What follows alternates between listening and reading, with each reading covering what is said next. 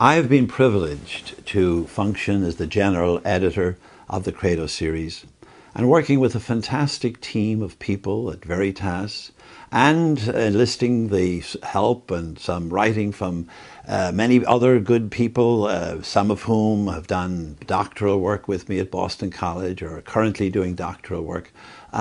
Tremendously master catechists and master theologians creating this wonderful series.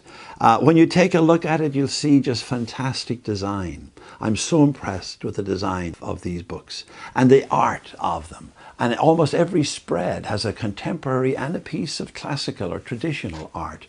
And of course, as you know well, a picture speaks 1,000 words. So the pictures on the pages are, I think, just as important as the texts that are on those pages. The people who have been most pleased with these books are the students who are using them, because when they show this book or show it to a friend or something, they can be proud of it. These are cool books.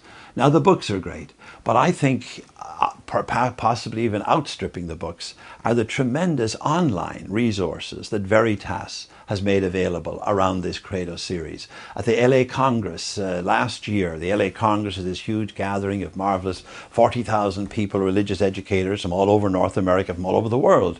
And the biggest buzz at any of the booths in the exhibit hall were at the Veritas booth.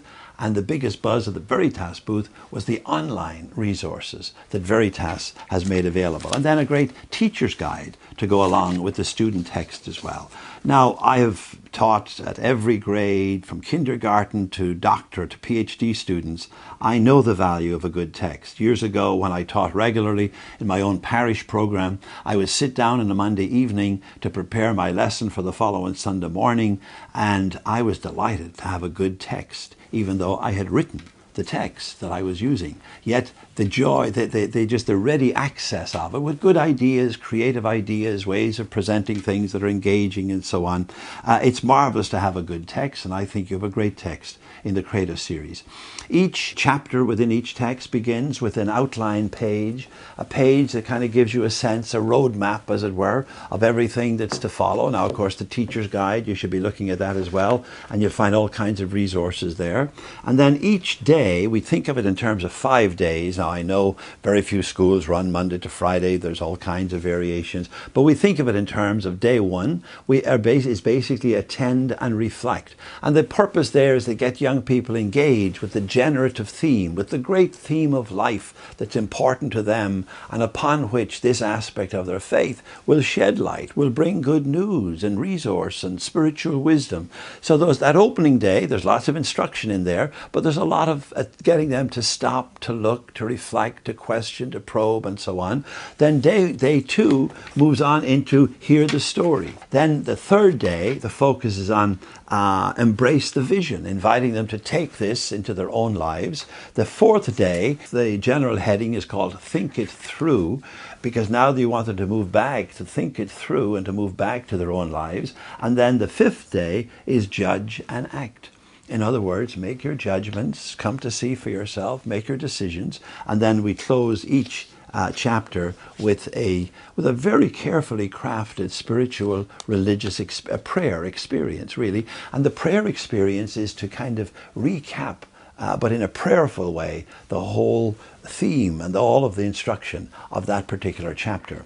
Now, each day has its own kind of designated purpose, but then within each day, we follow the life to faith to life approach very faithfully as well. So each of the 5 days has a beginning. So Tuesday, Wednesday, Thursday also begins with ordinary everyday experience and life in the world, brings it to the faith, and then invites them repeatedly throughout each day to take it to heart, to make it their own, to come to decisions about it. So that life to faith to life process across each of the 5 days, but then within each day as well. It's a powerful way, I think, of nurturing people in the faith. It'll teach them about the faith for sure, but then you don't want them just to know about it. You want them to learn from it and at least be disposed toward taking it and making it their own, taking it on as their own identity in faith.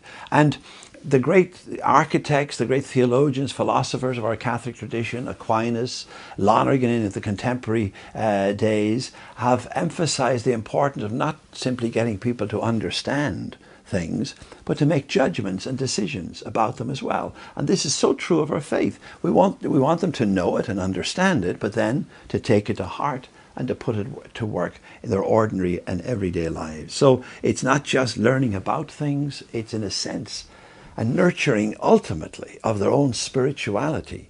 Yes, I want them to know their theology, but beyond that, I want them to take it to heart and let it be the spiritual, let its spiritual wisdom be a tremendous life-giving resource for them.